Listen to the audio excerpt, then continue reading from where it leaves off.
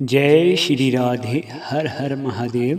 मित्रों, आज हम आपके लिए रावण की कन्या का विवाह की एक वीडियो लेकर के आए हैं, जो शायद आपको अन्यत्र कहीं मिले।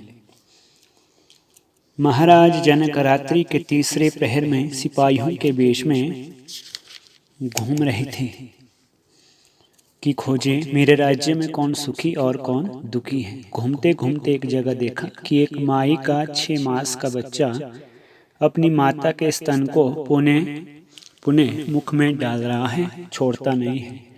माता जब छुड़ाने लगती है तब वह रुदन करने लग जाता है। बालक की इस चेष्टा को देख करके रास्ते से जा रही एक पतिव्रता स्त्री हंसने लगी। सिपाही का वेश बना करके घूम रहे राजा जनक ने उससे हंसने का कारण पूछा। तब वह कहने लगी, मेरे पास इतना अवकाश नहीं है जो मैं तुम्हें इस बालक और इसकी माता की कथा सुनाऊं। राजा ने समय न होने का कारण पूछा। तब वह कहने लगी, आज मेरे जीवन का अंतिम दिवस है। मैं नदी पर जाकर के स्नान करूंगी और पति के लिए जल की गागर भर करके घर पहुंचाऊंगी। फिर मेरे मकान की छत मुझ पर गिर जाएगी और मैं मर जाऊंगी। अंतिम समय में कुछ ईश्वर स्मरण कर लूं, इसलिए मुझे शीघ्र जाना है। किंतु इतना बता देती हूँ कि वह लड़का और माता दोनों रावण की राजधानी में भंगन और उसके बेटे के रूप में जन्म लेंगे तथा बेटे की शादी रावण की कन्या के साथ होगी। ऐसा कहकर के वे चल पड़े। राजा जनक उसके पीछे पीछे गए और बोले, मैं राजा जनक हूँ। मैं तेरे से पूछना चाहता हूँ कि तुझे कैसे पता चला कि तेरे पर छत गिरेगी। उस स्त्री ने कहा, मैं पातिव्रत्या धर्म के प्रभाव से भविष्य का सब ज्ञान रखती हूँ। जब जानते हो तो सब बचा क्यों नहीं जाती, घर जाती ही क्यों? उस स्त्री ने कहा, महाराज, भाभी बड़ी अमिट है, प्रबल है। प्रारब्ध के आगे किसी का वश नहीं चलता। किसी राजा महाराजा, देव दानव, ईश्वर कोटि में आए हुए ब्रह्मा विष्णु सदाशिव का भी वश नहीं चलता। वे तो भाभी को मिटा सकते थे, परंतु वे भी भाभी के आगे विवश है। भाभी के आगे किसी का वश नहीं चलता। अनेक उपाय करने पर भी भाभी नहीं मिटती। अगर आपको संदेह हो तो जाकर के देख लीजिएगा। राजन, अब मुझसे ना बुलाना। राजा को बड़ा आश्चर्य हुआ। वे उसके पीछे पीछे चलते रहे। उस स्त्री ने नदी में स्नान किया और एक गागर जल भर करके घर की ओर जाने लगी। घर जाकर के पति को स्नान करने के लिए वह गागर देकर के स्वयं किसी कार्य विशेष के लिए घर के अंदर गई तो अचानक ही घर की छत गिर पड़ी। वह उसके नीचे दब करके मर गई। राजा जनक को उस स्त्री के मरने का बड़ा संताप हुआ, परंतु भाभी के आगे उनका भी कोई वश नहीं चला। समय पा करके उसकी बातों को याद करके वे रावण की राजधानी में जा पहुंचे। रावण ने राजा जनक का बड़ा सत्कार किया और आने का कारण पूछा तो राजा जनक ने पतिव्रता स्त्री की सब बातें सुनाई।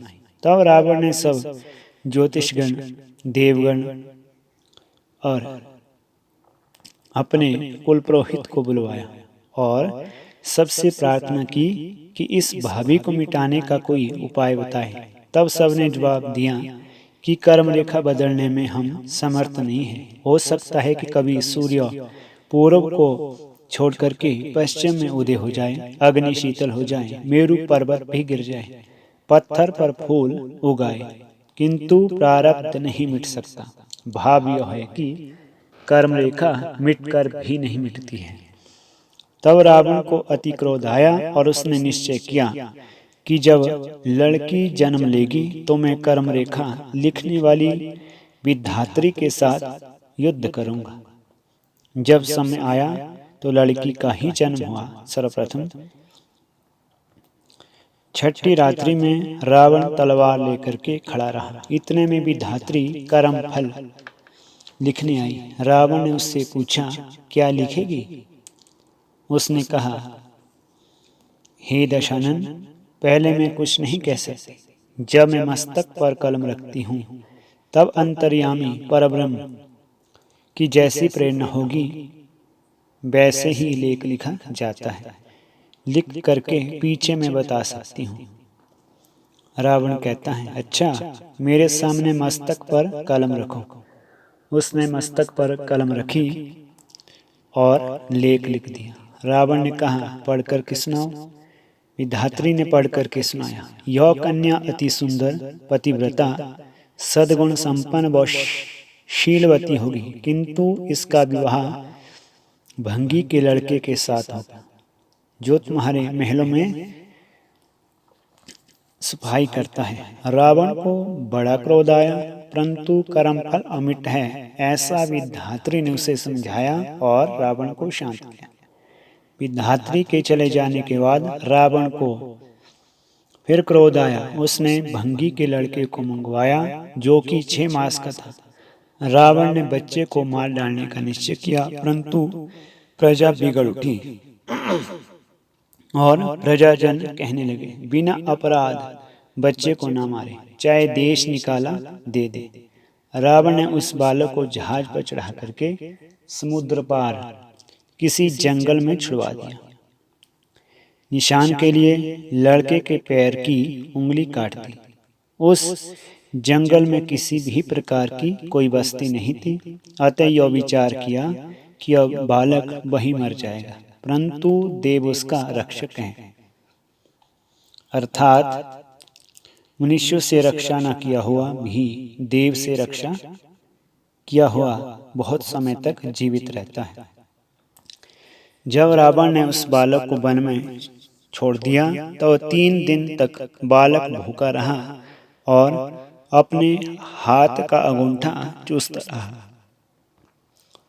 ब्रह्मलोक में पुकार पहुंची कि बालक भूखा क्यों रह गया है। ब्रह्मा जी ने विधात्री को आज्ञा दी, तुम इस बालक को दूध पिलाया करो और इसका पालन करो। उस बालक के लिए विधात्री वहां आया करती थी तथा उसका अच्छी तरह पालन पोषण करती और हर तरह की उत्तम शिक्षा भी दिया करती थी। उसने बालक को जल पर तैरने की विद्या और जहाज बनाना सिखा दिया। शास्त्र विद्या भी पढ़ा दी। जब बालक चतुर हो गया तथा धर्म में निपुण हो गया और उसकी आयु 18 वर्ष हो गई, तब विधात्री ने अपने द्वारा बनाए हुए जहाज पर बिठा करके उसे दूसरे टापू पर भेज दिया। वहां का राजा बिना संतान के मर गया था। राजमंत्रियों ने सलाह की कि निर्णय किया कि जो पुरुष यथा दिवस प्रातःकाल शाही दरवाजा खोलते ही सबसे पहले मिलेगा, उसी को राजगद्दी पर बिठा दिया जाएगा। देव योग से उस दिन शाही दरवाजा खोलने पर यही युवक पहले मिल गया। राजमंत्रियों ने इसको राजगद्दी पर बिठा करके इसका नाम देवगति रख दिया। वह विधात्री से शिक्षा पा चुका था, इसलिए प्रजा पालन में बड़ा निपुण था। उसका यश चारों दिशाओं में फैल गया। रावण और उसकी कन्या को देवगति के बारे में मालूम हुआ तथा उसका चित्र भी उसके पास पहुंच गया। जब उन्होंने चित्र में देवगति की सुंदरता देखी और दूतों से उसका यशोगान सुना, तब रावण को लगा कि अपनी कन्या का विवाह इसी के साथ करना चाहिए और कन्या का भी मन देवगति के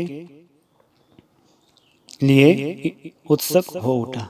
रावण भी कन्या की मन की बात को समझ गया।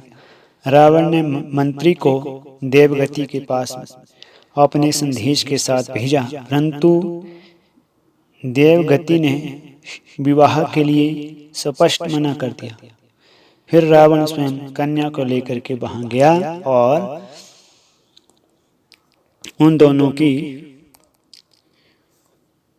शादी करवा दी, परंतु रावण को यह कुछ भी मालूम नहीं था कि देवगति कौन है। प्रसन्न होकर के वह लंका में वापस आया और अपने सभी गुप्तचरों और राज जोशियों को और कुल पुरोहित को बुला करके कहा, आप कहते थे कि राजकन्या भंगी के लड़के के साथ विवाह करेगी। क्या राजकन्या भी भंगी के लड़के के साथ विवाही जा सकती है? यह सुनकर के सब दरबारियों ने कहा, आपने भंगी के लड़के के पैर में एक निशान किया था, देवगति के पैर पर उसकी जांच करें। रावण फिर देवगति से मिला और निशान देखने पर देवगति भंगी का ही लड़का पाया गया। तब जोशियों ने रावण को समझाया कि कर्म रेखा कभी नहीं मिटती। जय श्री राधे, हर हर महादेव।